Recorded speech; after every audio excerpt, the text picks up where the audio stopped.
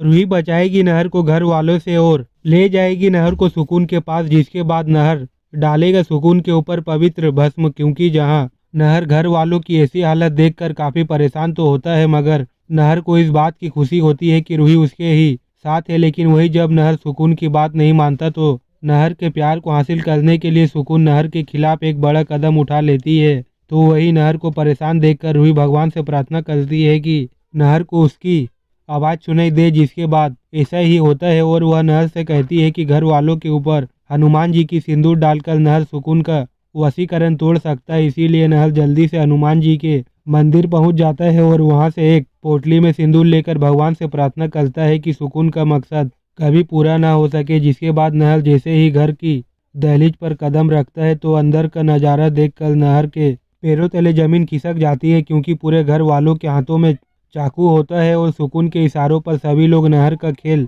खत्म करने के लिए उसकी तरफ बढ़ रहे होते हैं। जिसे देखकर नहर को काफी घबराहट होने लगती है कि उसके ही घर वाले उसके खिलाफ यह सब क्या कर रहे हैं।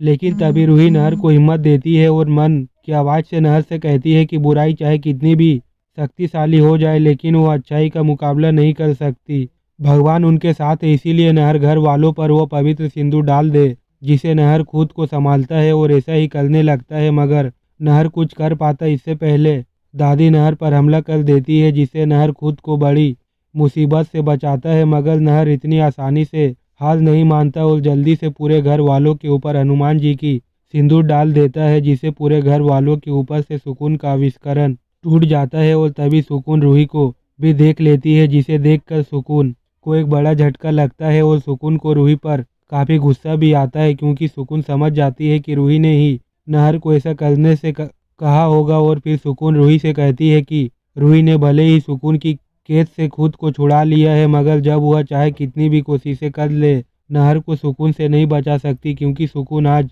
हर हाल में नहर को इस दुनिया से अपनी दुनिया में ले जाएगी। जिस पर रूही सुकून को करारा जवाब देते हुए कहती है कि रूही के रहते हुए सुकून का मकसद किसी भी हाल में पूरा नहीं होगा और वह आज के आज सुकून का हमेशा के लिए अंत करके रहेगी। जिसके बाद सुकून पूरे घर वालों को एक बार फिर से अपने वश में करने लगती है। लेकिन यह देखकर रूही समझ जाती है कि नहर को घर में खतरा है, इसीलिए रूही नहर का हाथ पकड़कर उसे अपने साथ ले जाने लगती है। जिसे देखकर सुकून को रूही पर काफ़ी गुस्सा आता है, इसीलिए सुकून सब कुछ छोड़कर रूही का पीछा करने लगती है और उसके सामने खड़ी हो जाती है। जिसके बाद सुकून रूही से कहती है कि उसे बहुत शौक है ना सुकून के काम में टांग अड़ाने का, इसीलिए अब वो पहले रूही को ही ठिकाने लगाएगी। जिसके बाद सुकून रूही का गला पकड़कर ले जाती है और उसे फिर से एक बोतल में कैद करने लगती है, जहां नहर को रूही को नज़र नहीं आ रही होती है। मगर नहर समझ जाता है कि रूही को मदद की ज़रूरत है।